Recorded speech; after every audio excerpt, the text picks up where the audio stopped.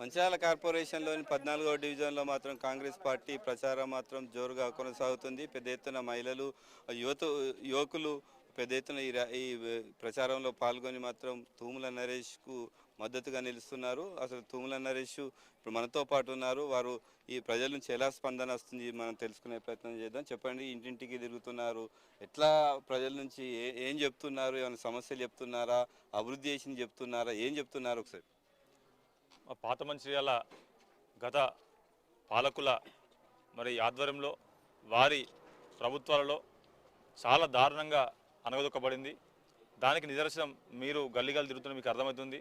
రోడ్ల వ్యవస్థ, ముఖ్యంగా డ్రైనేజీల వ్యవస్థ చాలా అధ్వానంగా ఉన్నాయి. దాన్ని దృష్టిలో పెట్టుకొని ప్రతి ఇంటికి పోతే ప్రతి గడపకు సమస్య ఉంది. అది ఏ విధంగా అంటే ఆ సమస్యలు గత పాలకుల నిర్లక్ష్యం వల్ల కేవలం వాళ్ళ ఓట్లను వాడుకున్నాం తప్ప వాళ్ళ కోసమే ఇది చేద్దాం, ఇటు మన పెన్షన్లు కావచ్చు, రేషన్ కార్డులు కావచ్చు, ఇండ్లు కావచ్చు, ప్రతిదీ ఉన్నాయి. ప్రతిదీ సమస్య పెట్టిర్రు. ఆ సమస్యను ఒక్కొక్కటిగా సార్ గెలిచిన తర్వాత గౌరవ శాసనసభ్యులు ఎమ్మెల్యే గారు గెలిచిన తర్వాత చాలా వరకు పాత మంచాలకు చేయడం జరిగింది. ముఖ్యంగా స్కూల్ విషయం కావచ్చు, 26 సంవత్సరాలుగా వెనుకబాటు గురైనటువంటి స్కూల్ను కూడా ఈరోజు 50 లక్షల నిధులతో మంచి చేసిన సందర్భం.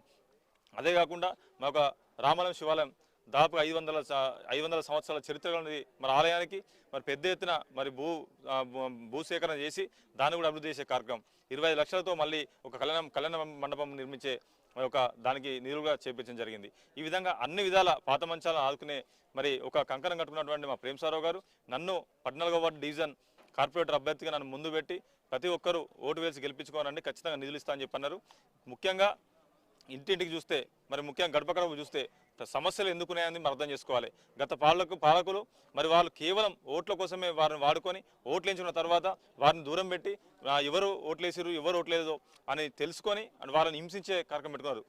ఇవన్నీ కూడా గుర్తొస్తుండే పోతా ఉంటే ఈరోజు మాజీ శాసనసభ్యులు దివాకర్ రావు గారు ఇల్లు తిరుగుతా అంటే ఏ ముఖం పెట్టుకొని వచ్చామని చెప్పేసి కూడా ముఖం మీదే కొట్టే సందర్భం. ఈ విధంగా అన్ని విధాల వారిని ప్రజలను ఇబ్బందులు పెట్టిన కార్యక్రమం చేసిరు కాబట్టి ఈరోజు వారిని దూరంగా పెట్టడం జరిగింది. అసలు ఈ ఊర్లో పుట్టినటువంటి ఆయనకే మెజార్టీ కూడా దక్కాలంటే అర్థం చేసుకోవాలి.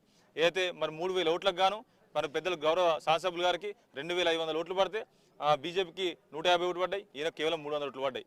అంటే అర్థం చేసుకోవాలి ప్రజలు ఏ విధంగా వీరిని చిరదిస్తారన్నది. అంటే మనకు ఒక నాయకత్వం చెప్పినప్పుడు, మనల్ని ఒక ఉన్నత స్థానంలో నిలిపినప్పుడు వారిని విస్మరించకుండా వారిని ఖచ్చితంగా వారికి ఏదైతే అవసరాలు ఉన్నాయో అవసరాలు తీర్చే దిశగా ఆలోచించాలి.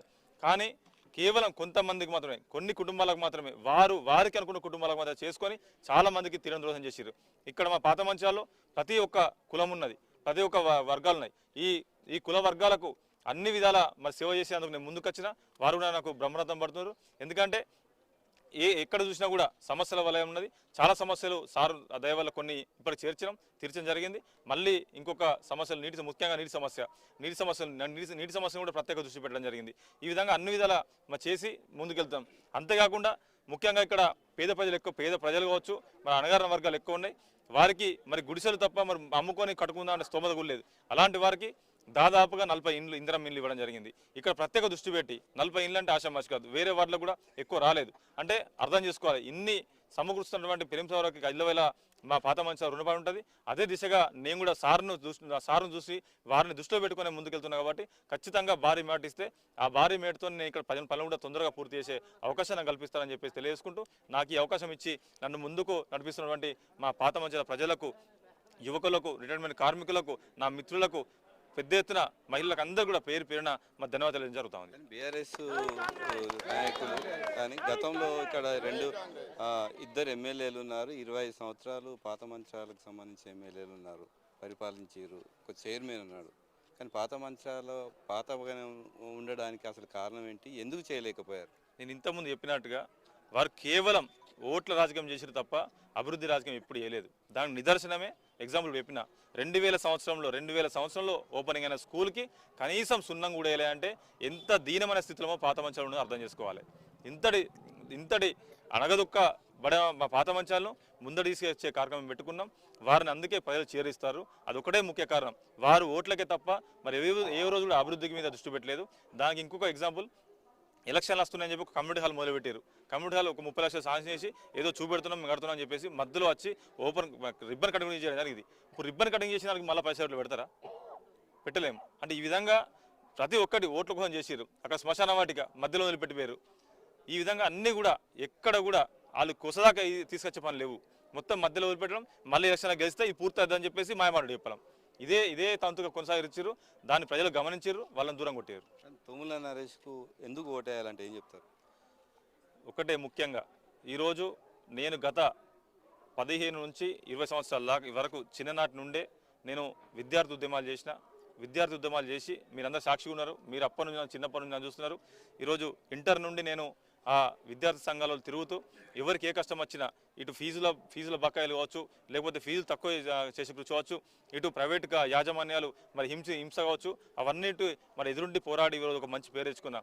దాని తర్వాత మళ్ళీ ఇటు తెలంగాణ ఉద్యమం రావడం, తెలంగాణ ఉద్యమంలో పెద్ద ఎత్తున ముందుండి ఏదైతే విద్యార్థి సంఘాలందరినీ ఏకతాటి తీసుకొచ్చి పెద్ద ఎత్తున కార్యక్రమాలు చేయడం, మీరందరూ సాక్షులు. సాధారణంగా ఉన్నప్పుడు మీరందరూ అంటే ప్రతి ఒక్క మీడియా వారు నన్ను గుర్తించి నా ఉన్నటువంటి ఏదైతే ఆ ఉద్యమకాన్ని బయటకు తీసుకొచ్చిన ఘనత కూడా మీకు కూడా దక్కుద్ది. ఈ విధంగా అన్ని చేసుకుంటూ ఈరోజు అంచెలంచెలు ఎదుర్కొంటూ నన్ను 1,00,000 జనాభా ఉన్నటువంటి పట్టణానికి ఒక పట్టణాధ్యక్షుడు చేయడం చాలా గర్వకారణం ఉంది. దాన్ని ఎక్కడ కూడా సార్ నమ్మకాన్ని వమ్మియకుండా ఈరోజు ఒక మంచి పనులు చేసుకుంటూ పోయినా అదే దానికి నిదర్శనం. అవి చేసుకుంటూ పోయినా సార్ గెలవంగానే సార్ నా పాత మంచాలకు నేను తక్కువ ఉన్నాయి, ఇన్ని ఇండ్లు కావాలి, ఇది మా బడి పరిస్థితి ఉంది, మా గుడి పరిస్థితి ఉంది, మా రోడ్ల పరిస్థితి ఉంది, మా డ్రైనేజ్ పరిస్థితులు ఇస్తుంది, మరి వాటర్ సమస్య ఇట్లుందని చెప్పి చెప్పగానే అన్ని సమస్యల పరిష్కారం చూపెట్టినా కాబట్టి ఆ చూపెట్టిన ఆ నమ్మకం ఆ ధైర్యంతో నాకు పదవి లేకున్నా నా అన్ని పనులు సాధించిండు. ఈరోజు మరి భారీ మొత్తంలో మెజార్టీ ఇచ్చి పంపిస్తే ఇంకెన్ని పనులు చేయాలని చెప్పేసి అడుగుతున్నా. దాన్ని దృష్టిలో పెట్టుకొని ముందుకెళ్తున్నా. అదే చూసి నాకు ఓట్లు ఇస్తారు. అందుకే నాకు కూడా నమ్మకం ఉందని చెప్పి చెప్తున్నా. ఫైనల్గా ఈ పాత మంచాల ప్రజలకు మీరేం చెప్తారు? పాత మంచాల ప్రజలు అందరు కూడా పేరు నమస్కారం తెలియజేస్తూ, ఏదైతే గత పాలకుల నిర్లక్ష్యంతో మనం వెనుకబడిపోయినాం, ఇప్పటికైనా మనం గమనించినాం. గత పాలకుల నిర్లక్ష్యం ఏ విధంగా, వారి ఓట్ల దోపిడీ ఏ విధంగా ఉంది, వారి కక్షలు ఏ విధంగా ఉంటాయి, వారి ఓట్లు సీట్లు రాగానే ఏ విధంగా మభ్య పెడతారు, ఒకటికి 4 సార్లు ఫోన్ చేయడం, ఒకటికి 20 సార్లు ఫోన్ చేయడం, వారిని హింసించి పొద్దున 4 గంటల వాళ్ళ ఇళ్ళలో ఉంచడం, లేకపోతే 11 గంటలకు రాత్రి పోయి అడగడం, కాళ్ళు మొక్కడం, అవసరమైతే అన్ని విధాలు చేసి వారిని హింసించి ఓట్లు వేసుకొని దండుకొని ప్రయత్నం చేస్తారు. కానీ ఈ రోజు ఎన్నిసార్లు కాళ్ళు మొక్కని పరిస్థితులు లేరు. ఎందుకంటే అందరి బుద్ధి తెలిసిపోయింది. ఈరోజు ఎమ్మెల్యే మాజీ దివాకర్ ఏం చేశారు, ఇక్కడ ఉన్నటువంటి పెంటరాజా గారు ఏం చేశారు, ఈరోజు ఇక్కడ టీఆర్ఎస్ అభ్యర్థికి ఇట్లా ఒక్కోటి పడ్డా ఆ ఒక్కోటి దివాకర్ వేసినట్టే, ఆ ఒక్కోటి పెంటరాజాకి వేసినట్టే. ఎందుకంటే వారు వెనుక వారు ముందుండి వెనుకుండి వీళ్ళని ముందు పెడుతున్నారు. మా కుటుంబాలలో చిచ్చు పెట్టడానికి ఇలాంటి నిర్ణయాలు తీసుకొని ఈరోజు మాకు అభ్యర్థిని పెట్టారు. అదే పెంటరాజా గారు లాస్ట్ టైం చైర్మన్ చేశారు. చైర్మన్ చేసినప్పుడు వాళ్ళ కొడుకునో వారి వైన్ ఎందుకు నిల్చోలే, ఎందుకు ఇంకోళ్ళకి ఛాన్స్ ఇవ్వాలి? అంటే కుటుంబాల్లో చిచ్చు పెట్టడం కోసమే కదా. కుటుంబాల్లో చిచ్చు పెట్టి ఆనందం చూస్తున్నారు. ఈ ఆనందాన్ని వాళ్ళు ఎక్కువ రోజు చూడలేరు. ఖచ్చితంగా రాబోయే 11వ రోజు భారీ మేటతోని మరి కాంగ్రెస్ పార్టీని గెలిపించబోతున్నారు. ఆ ఆశీర్వాదంతో ముందుకెళ్తున్నాం. ఖచ్చితంగా పాత మంచిర్యాలంటే ఏ విధంగా అభివృద్ధి చెందాలో నాకు ఒక విజన్ ఉంది. ఆ విజన్ ప్రకారం ముందు పోతున్నా. సార్ దగ్గర నిధులు తెచ్చి ఖచ్చితంగా చేశాను నమ్మకం నాకుందని చెప్పి తెలియజేస్తున్నా.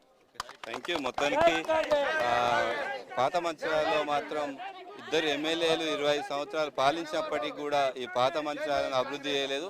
ఖచ్చితంగా ఎమ్మెల్యే ప్రేమ్ సాగర్ సహకారంతో ఈ డివిజన్లో భారీ మేయర్తో గెలిపించినట్లయితే ఎప్పుడు లేని విధంగా మాత్రం ఈ పాత మంచిర్యాలను అభివృద్ధి చేసి చూపెడతా. ఖచ్చితంగా ఒక్కసారి ఆదరించండి, యువకునికి అవకాశం ఇవ్వండి, అభివృద్ధి చేసుకునేలా కృషి చేయండి అని చెప్పి మనతో పాటు 14వ డివిజన్ కాంగ్రెస్ పార్టీ అభ్యర్థి తుమ్మల నరేష్ తెలిపారు.